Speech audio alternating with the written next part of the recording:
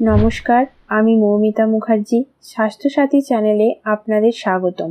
আজ আমরা আলোচনা করব ব্রেস্ট মিল্ক মেয়েদের শরীরে কিভাবে তৈরি হয় ও শিশুর জন্য মায়ের দুধের বা ব্রেস্ট মিল্কের উপকারিতা কি।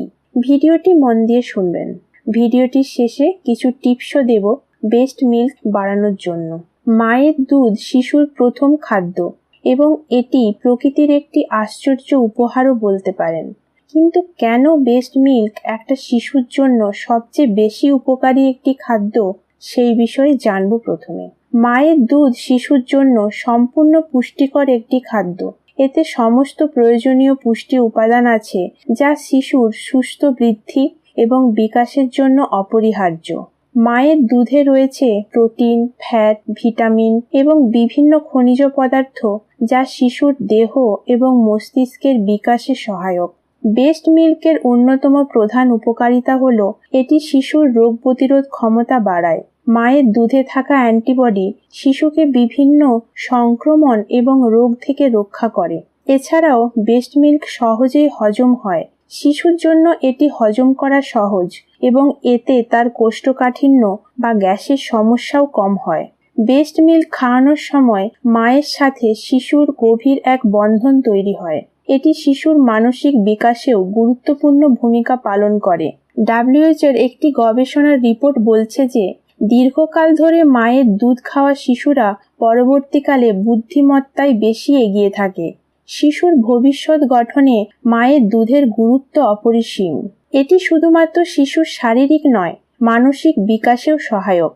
এবার আলোচনা করা যাক কিভাবে এই ব্রেস্ট মিল্ক তৈরি হয় সে সম্পর্কে। এটি একটি আশ্চর্যজনক প্রক্রিয়া যা প্রকৃতি আমাদের দিয়েছে। মাতৃদুগ্ধ স্তনে থাকা দুধের গ্রন্থি বা ম্যামারি গ্ল্যান্ডে তৈরি হয়। এই গ্রন্থিগুলো মাইক্রোস্কোপিক দুধের কোষ দ্বারা আবৃত থাকে যা দুধ তৈরি করে। এই প্রক্রিয়া শুরু হয় গর্ভাবস্থার শেষ দিকে। তখন প্লাসেন্টা হরমোন নিঃসরণ করে যা স্তনের দুধ তৈরি প্রক্রিয়া শুরু হয়। প্রোল্যাকটিন নামক হরমোনটি দুধ তৈরিতে গুরুত্বপূর্ণ ভূমিকা পালন করে এবং অক্সিটোসিন হরমোনটি দুধ নালী থেকে দুধ বের করতে সাহায্য করে। যখন শিশু স্তন্যপান করে তখন ব্রেন থেকে এই হরমোনগুলো নিঃসরণ হয় এবং দুধ তৈরি ও নিঃসরণের প্রক্রিয়া শুরু হয়। সাথে আপনাদের কিছু টিপসও দিয়ে রাখি মাতৃদুগ্ধ বাড়ানোর কিছু উপায় সম্পর্কে। নিয়মিত স্তন্যপান। শিশুকে নিয়মিত স্তন্যপান করান, এতে দুধের সরবরাহ ঠিক থাকে। পুষ্টিকর খাদ্য। মা যদি পুষ্টিকর খাদ্য গ্রহণ করে তবে দুধের মানও ভালো থাকে। পর্যাপ্ত বিশ্রাম। মায়ের পর্যাপ্ত বিশ্রাম এবং জলপান করা জরুরি। মানসিক শান্তি। স্ট্রেস কমান এবং মনকে শান্ত রাখার চেষ্টা করুন। এই সময় মায়ের স্বাস্থ্যের যত্ন নেওয়াও খুব জরুরি, কারণ তার শরীর থেকেই দুধ তৈরি হয়। আজকে এই পর্যন্ত। আশা করি ভিডিওটি আপনাদের জন্য তথ্যবহুল ছিল। তাই ভিডিওটি বেশি বেশি শেয়ার করুন যাতে আরও মানুষ এ বিষয়ে জানতে পারেন।